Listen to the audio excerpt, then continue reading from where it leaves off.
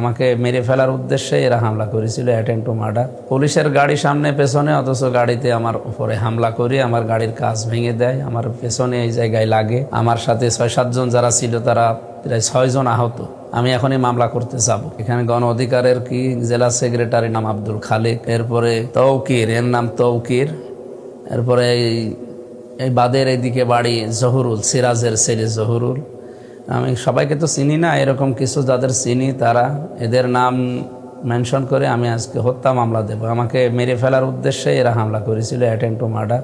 আসসালামু আলাইকুম রহমতুল্লাহ। প্রিয় দেশবাসী, আজকে 15ই আগস্ট 2026 আমি সারাদিন কুষ্টিয়া বিশ্ববিদ্যালয়, ইসলামী বিশ্ববিদ্যালয়ের আশপাশ নিয়ে প্রায় হরিনারায়ণপুরের 9টা ওয়ার্ডে বিভিন্ন মানুষের খোঁজখবর নিয়েছি। সেখানে তাদের সমস্যাগুলো শুনেছি এবং সমাধান করার জন্য আমি চেষ্টা চালাবো বলেছি। সন্ধ্যা 6:30টার দিকে আমি ওখান থেকে আসি।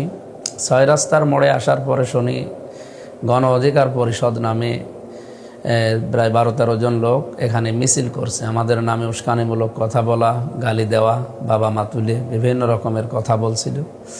আমি প্রথমে এসে থানায় ঢুকি।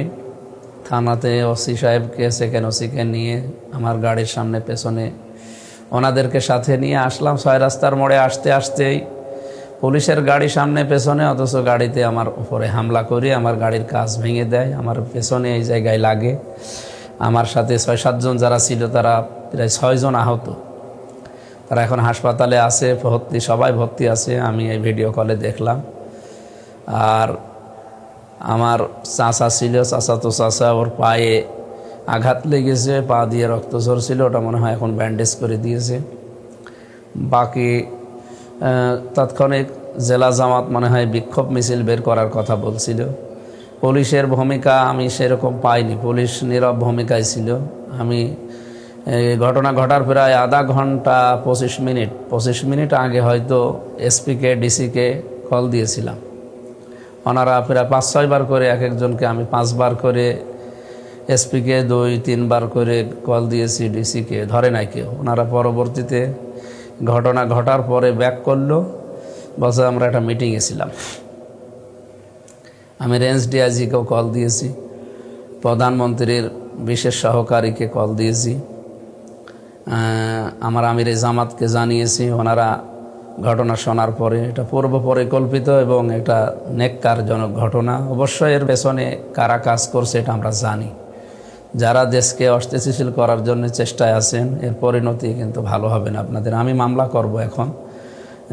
আমি খাবার শেষ করে লোকজন নিয়ে আমি মামলা করব। এদের কয়েকজনেরকে তো আমি সামনাসামনি দেখেছি, যারা ইট মেরেছে, যারা আমার গাড়ির সামনে কাঁচ ভেঙেছে, আমি এদের দেখেছি। এখানে গণ অধিকারের কি জেলা সেক্রেটারি নাকি যেন নাম আব্দুল খালেক, এরপরে তৌকির, এর নাম তৌকির, এরপরে এই বাদের এইদিকে বাড়ি জহুরুল, সিরাজের ছেলে জহুরুল।